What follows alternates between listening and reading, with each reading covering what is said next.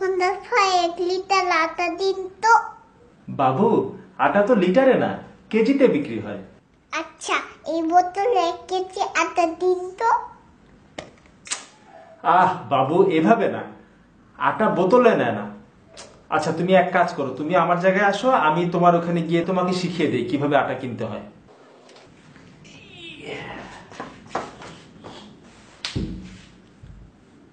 ভাই, 1 কেজি আটা দিন তো। বোতল আনছেন?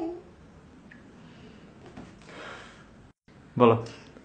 দোকানদার ভাই 1 লিটারের আটা দেন। 1 লিটারের না, বলো।